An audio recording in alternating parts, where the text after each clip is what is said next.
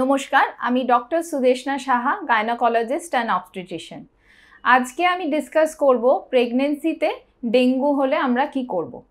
ফার্স্টে আমাদের জেনে নিতে হবে যে ডেঙ্গু একটা ভাইরাল ডিজিজ যেটা মশা দিয়ে ট্রান্সমিট হয়। তো প্রেগনেন্সির সময় আমি ইনসিস্ট করব যে মশারির মধ্যে ঘুমান এবং চারিপাশটা মাঝে মাঝে চেক করুন যে কোথাও জল জমে আছে কি না। যদি আপনার প্রেগনেন্সির সময় জ্বর হয় অবশ্যই ম্যালেরিয়া এবং ডেঙ্গু টেস্ট করবেন।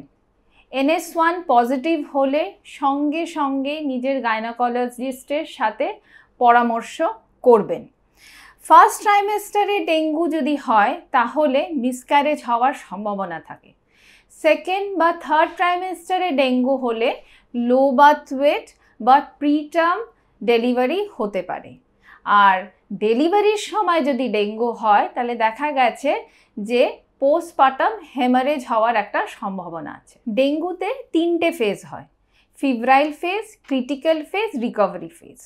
না, ফোর্থ ডেটা হচ্ছে সবচেয়ে মিসলিডিং, কারণ ওই সময় থেকে জ্বর কমতে থাকে, পেশেন্টের মনে হয় যে আমি ভালো হয়ে যাচ্ছি। না, সেই সময় থেকেই কিন্তু প্লেটলেট কাউন্ট ড্রপ করতে শুরু করে। তাই আমরা ইনসিস্ট করি যে প্রত্যেক দিন প্লেটলেট কাউন্ট দেখবেন 8th ডে অবধি। বেস্ট হচ্ছে ডাক্তারের সুপারভিশনে অথবা একটা হসপিটালে ভর্তি হয়ে এই ফেজটা কাটিয়ে তোলা। Thank you. এই বিষয়ে আর কিছু জানতে হলে কমেন্ট সেকশনে আমাকে জানান, যাতে আপনার প্রশ্নের আমি উত্তর দিতে পারি। Thank you.